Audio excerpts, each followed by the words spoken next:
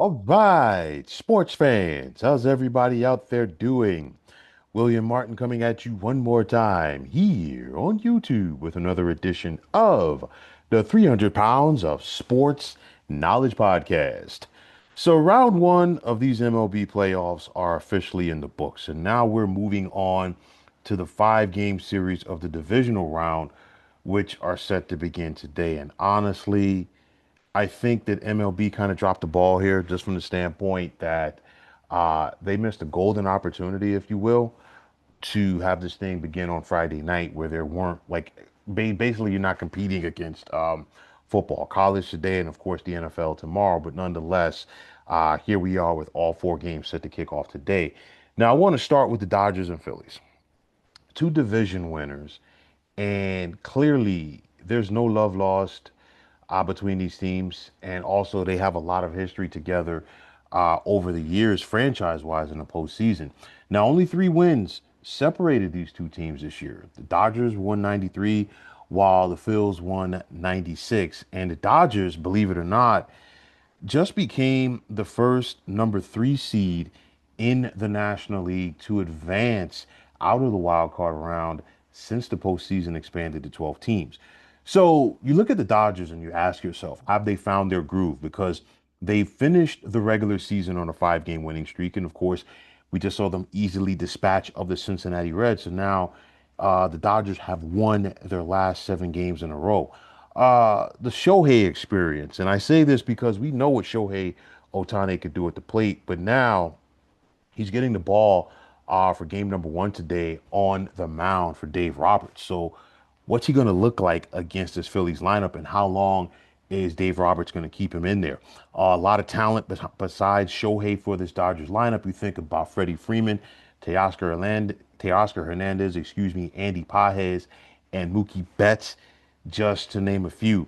Another big question is going to be for me, how is Dave Roberts going to use his rotation throughout this series? That's going to be big.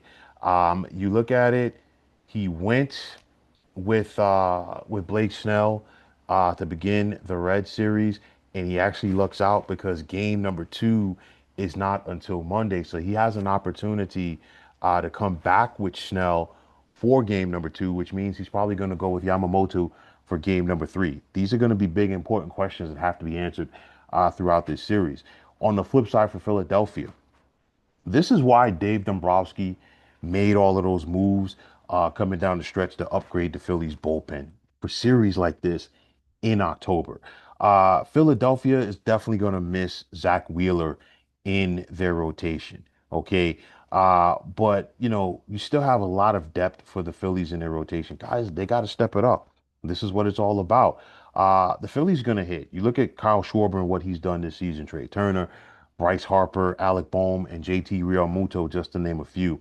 I think this series is going to come down to the bullpens, and it's going to come down to strategy, and it's going to come down to Dave Roberts versus Rob Thompson.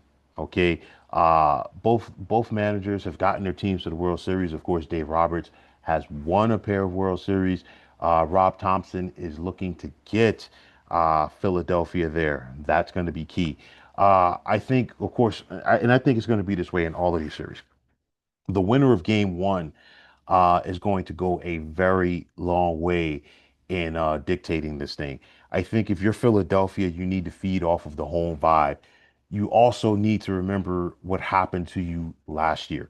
Okay, you came in, you were the favorite against the Mets, and of course, the Mets knocked you off in four games. If you're Philadelphia, you cannot afford to let that happen again. This is one of those flip a coin, pick 'em, whichever way that you want to slice it. I give the edge, the very slight edge to the Dodgers because of their starting pitching and their bullpen. I like the Dodgers in five. The other National League series has a pair of National League Central teams, as you have the Brewers and the Cubs. And of course, Milwaukee finished with the best record in baseball. So, of course, the road to the World Series goes through beer country. So the Brewers, of course, have not played since last Sunday. So you have to wonder if that rest is going to affect them. The Cubs were just pushed to the limit courtesy of the San Diego Padres in the wild card round. It's a homecoming of sorts. Well, not of sorts, but we know it is, as Craig Counsell, the longtime manager of the Brewers, of course, is now the manager of the Cubbies. And of course, there's no love lost between these two division rivals right here. I look at the Cubs like this. All right. You've got a very deep lineup with the likes of Nico Horner, Pete Crow Armstrong, Seiya Suzuki, and Dansby Swanson. Uh, this Cubs rotation, are they going to be up for the challenge against the Milwaukee team that does all of the little things correctly for Pat Murphy? That's going to be big once again in this series. You've got Christian Yelich, you've got Bryce Durant, William Contreras, Jackson Churio, and Sal Frelick. Very deep lineup right here. They know how to put stress on opposing pitching staffs. I like the pitching right here of the Brewers with Freddie Peralta, 17-game winner. I think it's going to be imperative for Milwaukee to go out there and win game number one tonight. You look at Craig Counsell again. He's got a very good team. And it's very interesting because 5 games separated these two teams. At one time, it was a little bit more than that. I mean, Milwaukee was on a roll. We know that. The Brewers have not won a playoff series in 7 years. Will that trend continue? Again, I think it is a toss up, but I'm going to give the edge to Milwaukee in this one. I think this one goes the distance as well in 5 games. Now, moving over to the American League, you've got the Yankees and Blue Jays, and this is a very interesting series right here because both of these division rivals finished with the same record, but of course, Toronto won the division and also home field advantage throughout the American League playoffs due to the fact that they won the head-to-head matchup with New York this year. So, are the Yankees going to stay hot? They've now won 10 out of their last 11. They won their final 8 to finish the regular season. And of course, after dropping game one to Boston, they came back at home and won the final 2. So there was some speculation as whether or not Yankees manager Aaron Boone was going to pitch Max Fried on short rest. That's not going to be the case. He's going to go with Luis Gil tonight, or this afternoon rather, for game one, and then he's coming back with Fried for game number 2. That's going to be important right there, and I think it's going to be important for the Yankees to really go out there and try to steal game one. Luis Gil is a good pitcher, okay, but if you can go out there and steal game one, and then you have your rotation set with Fried in game 2, and then possibly a Carlos Rodon in game number 3, it's definitely game on for you if you're the Yankees because you still got Will Warren, you still got Cam Schlittler. For Toronto, is the rest going to hurt them? That's going to be big right there. They haven't played since Sunday, of course. More than likely, no Bo Bichette for the Blue Jays in this series. That's going to be big. You still got Vlad Jr., you still got George Springer. This Blue Jays pitching staff, they're solid at times, but I don't believe in them. And that's going to be important for me right there. I like the way that the Yankees are playing right now. And on top of that, you got to go back to 2016 to find the last time that the Jays won a playoff series. This core of the Blue Jays team has not won a playoff series as of yet. I think that trend continues. I like the Yankees to get by Toronto in 5 games. And then finally, the other series, probably the series out of all 4 of these that is not getting talked about a lot.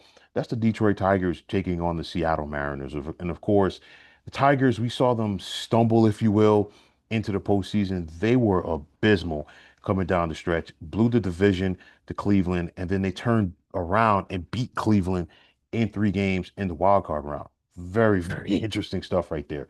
So you look at Tyreek Skubal, the ace for the Tigers, and of course, he's not going to pitch game number 1. That honor is going to fall to Troy Melton. However, when Detroit comes back for game number 2, it's going to be Tyreek Skubal. I think it's going to be so important for both of these teams to go out there and try to win game 1 because if you're Seattle, okay, you don't want to go down 0-1 and then have to face Skubal in game 2. And if you're Detroit, if you can find a way to go on the road and get steal game 1, be up 1-0, and then have Skubal go for game 2 with the possibility of going up 2-0 heading back home, huge advantage for the Tigers. But nonetheless, this Detroit pitching staff has been solid all season long, and they have to deal with a tough Seattle lineup right here. You're talking about Cal Raleigh, who's possibly going to be the AL MVP, Julio Rodriguez, Randy Arozarena, and Jorge Polanco, just to name a few. I like this Mariners pitching staff right here with the likes of Brian Wu, Logan Gilbert, Luis Castillo, and George Kirby. For the Tigers, their offense has not been pretty, and it really wasn't pretty coming down the stretch. But they simply found a way to piece it together with the likes of Gleyber Torres, Spencer Torkelson, and Riley Green. And I think that's what the postseason is all about. Now, for the Tigers, okay, they have not gotten to the LCS since 2013, the days of Miguel Cabrera and company in Motown. And for the Mariners, it's a little bit worse than that. The Mariners have not gotten to the LCS since 2001. Something's got to give here. I'm going upset. I like the Tigers over the Mariners in this one. But folks, that's how I see the divisional round of the playoffs playing out in both the American and National Leagues. I think it's going to be some exciting baseball over the next week. So we just get to sit back, watch it, and enjoy it. But that is going to wrap up this edition of the 300 Pounds of Sports Knowledge podcast. And as always, I want to take this time out to thank each and every one of you for checking it out. And as always, if you like what you heard and saw in this podcast, you know what to do.